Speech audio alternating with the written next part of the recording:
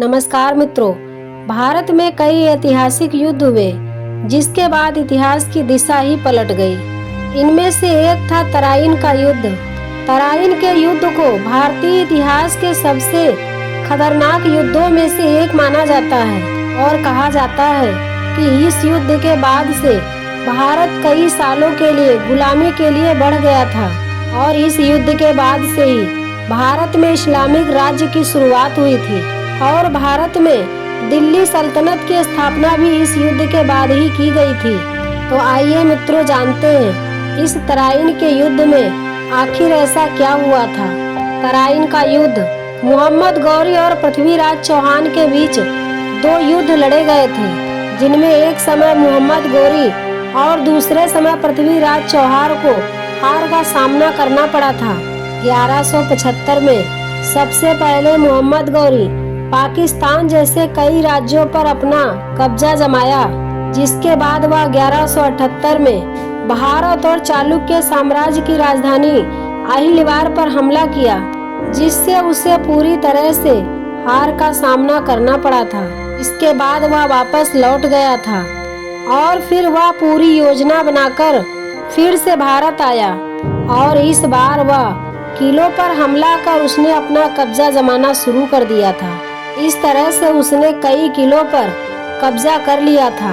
तराइन के युद्ध शुरुआत से पहले उसने बकिंडा के किलों पर कब्जा कर लिया था, जो सम्राट पृथ्वीराज चौहान के अधीन आता था। बकिंडा किले पर कब्जा करने के बाद मोहम्मद गौरी ने पृथ्वीराज चौहान के पास अपना एक संदेश भेजा था। इस संदेश में उसने कहा था कि यदि पृथ्वीराज चौहान इस्लाम को अपना लेते हैं तो उनकी रियासतों पर हमला नहीं करेगा।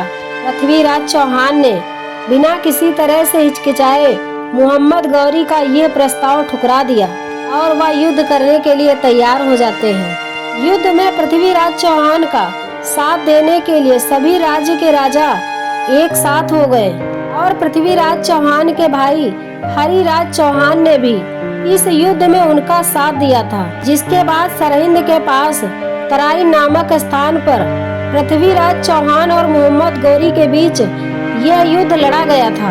मोहम्मद गौरी ने कई तरकीबें लगाई, लेकिन इसका कोई भी फायदा नहीं हुआ था, क्योंकि पृथ्वीराज चौहान की सेना ने तीनों तरफ से उसकी सेना को घेर लिया था और शुरुआत से ही उसकी सेना पर हावी थे। और कहा जाता है कि मोहम्मद गौरी का सामना हरिराज चौहान से हुआ था और हरिराज चौहान ने उसे पूरी तरह से घायल कर दिया था और अंततः मोहम्मद गौरी को यहाँ पर हार का सामना करना पड़ा, जिसके बाद वह अपनी सेना के साथ उल्टे पांव भाग गया था।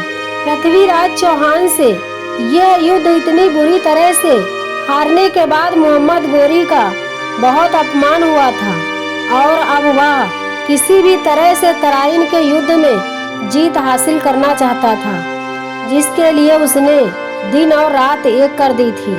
और कहा जाता है कि अपने ही मंसूबों में कामयाब होने की इस तैयारी के लिए 1 साल तक उसने अपने घर परिवार से भी नहीं मिला था।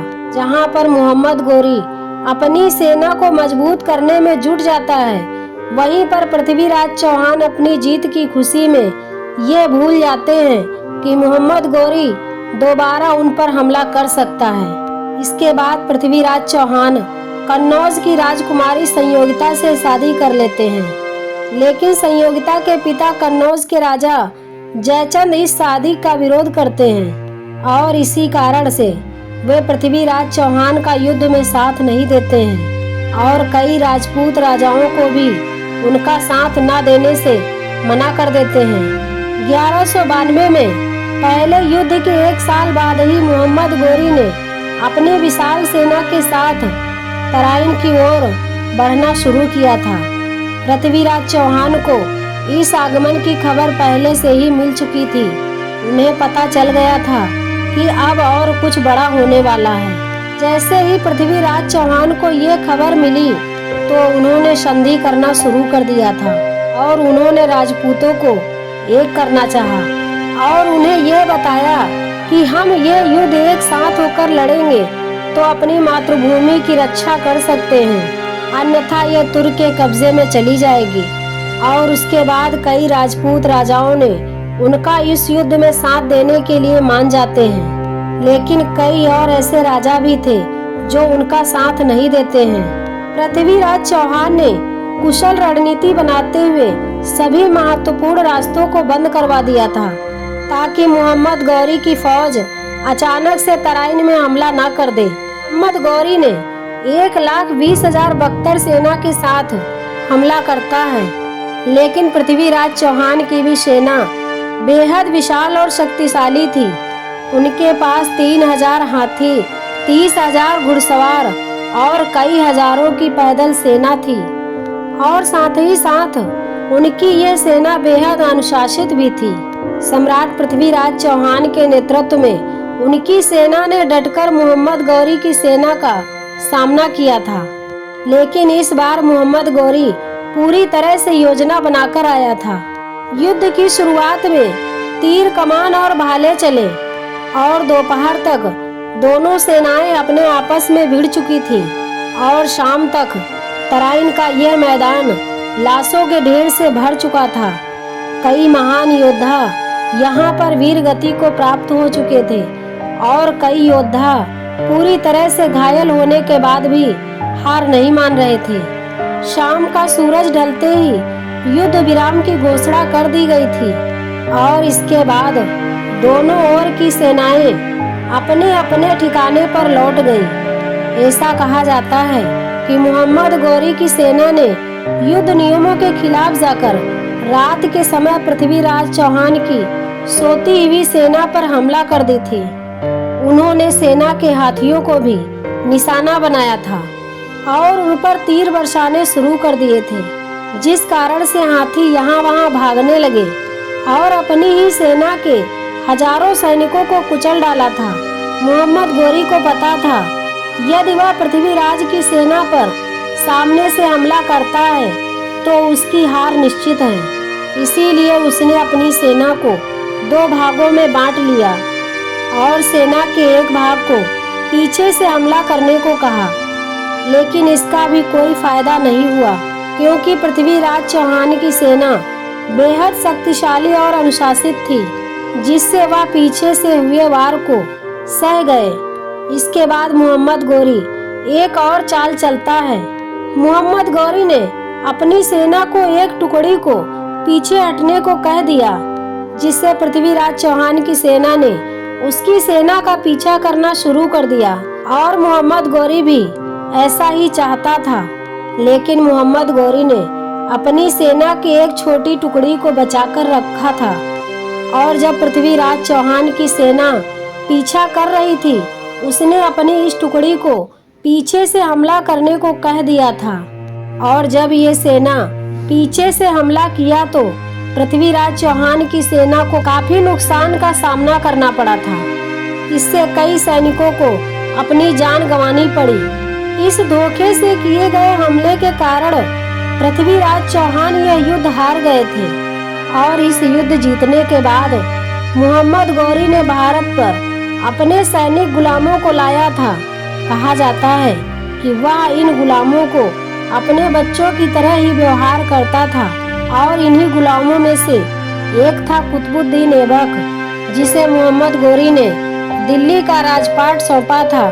और इसके बाद पूरे उत्तरीय भारत में इस्लामिक राज्य की शुरुआत होती है। जैसा कि पृथ्वीराज चौहान ने पहले ही कह दिया था कि यदि हम ये युद्ध हार गए तो हम अपनी मातृभूमि को हमेशा के लिए खो बैठेंगे।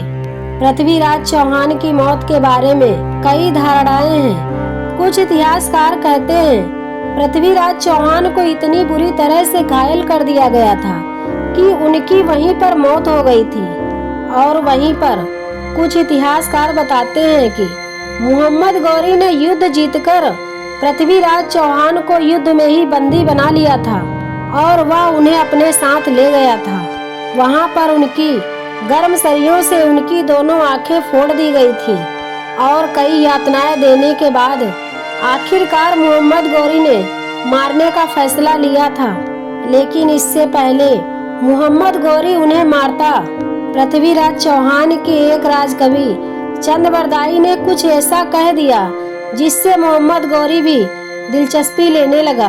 चंद्रबरदाई ने बताया कि पृथ्वीराज चौहान शब्द वेदी बाण चलाने में काफी माहिर हैं और यह सुनकर मोहम्मद गौरी ने इस कला के प्रदर्शन का आदेश दिया, जिसके बाद पृथ्वीराज चौहान को तीर कमान थमाया गया।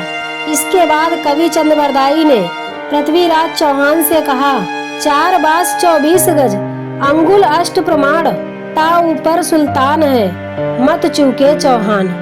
चंद्रबरदाई की इन पंक्तियों को सुनकर सम्राट पृथ्वीराज चौहान समझ गए थे कि मोहम्मद गौरी किस दिशा में बैठा है और उन्होंने उसी दिशा में तीर चलाया था और यह तीर सीधा जाकर मोहम्मद गौरी के सीने में लगा। वह उसी जगह मर गया था। मोहम्मद गौरी के मरने के बाद उसकी सेना से बचने के लिए पृथ्वीराज चौहान और चंद्रबरदाई दोनों ने एक दूसरे के पेट में खंजर घोंपकर आत्म बलिदान कर लिया था। कहा जाता है कि पृथ्वीराज चौहान के आत्म बलिदान की खबर सुनकर उनकी रानी संयोगिता ने भी सती होकर अपना जीवन समाप्त कर लिया था। यह युद्ध बेहद एक निर्णायक युद्ध था जिसने मोहम्मद गौरी ने जीतकर उत्तरी भारत पर अपना कब्जा जमा लिया था। भले ही पृथ्वीराज चौहान का राज यहाँ पर खत्म हो जाता है, लेकिन मोहम्मद गौरी ने उनके पुत्र गोविंदराज चौहान को अजमेर का शासक बना देता है। मित्रों, ये हमारी वीडियो आप लोगों को कैसी लगी कमेंट कीजिएगा और हमारे चैनल को लाइक और सब्सक्राइब कीजिएगा।